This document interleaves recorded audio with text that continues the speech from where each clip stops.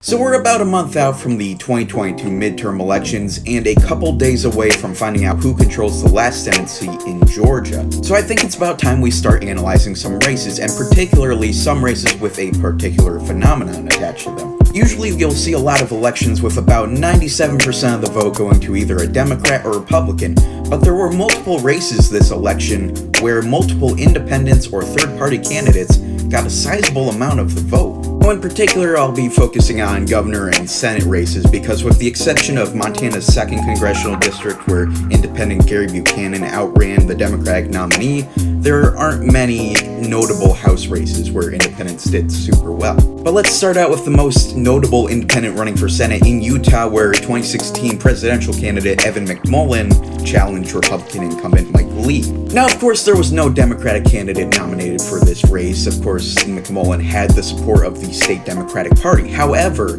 McMullin kept Lee to around 53% in a very solidly Republican state. And in fact, there was a very solid coalition for McMullin. Lee only won around 70% of Republican support, while Democrats and independents went to McMullin. If there was a higher turnout in Utah and the splits stayed the same, there's a chance you could have actually seen Mike Lee go down.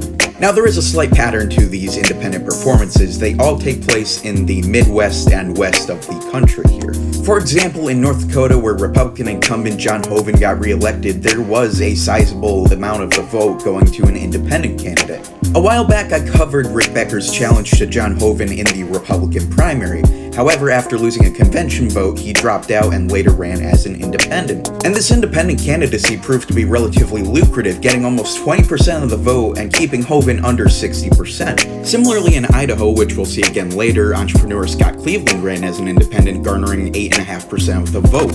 And while it didn't make the race any less safe for incumbent Senator Mike Crapo, it's still a very impressive turnout for an independent. Like I said, it wasn't just Senate races affected, there were also multiple gubernatorial races with major independent candidates. This most notably included the state of Oregon, where Betsy Johnson, a former Democratic state senator, challenged Democratic nominee Tina Kotek and Republican nominee Christine Drazan. Johnson was originally polling highly, around 15% early in the campaign, resulting in Drazan taking the lead in a lot of polling. However, Johnson's vote splitting was not enough to result in a victory, and Kotek won by about 3 points. Going back to Idaho, once again, Republican Brad Lill couldn't be kept under 60%. However, independent candidate and anti-government activist Ammon Bundy got around 17%. And finally, former conservative Kansas State Senator Dennis Pyle ran for governor as an independent. And it very well can be argued he split the vote enough to save Laura Kelly from defeat, with her winning by 2 points over the Republican nominee.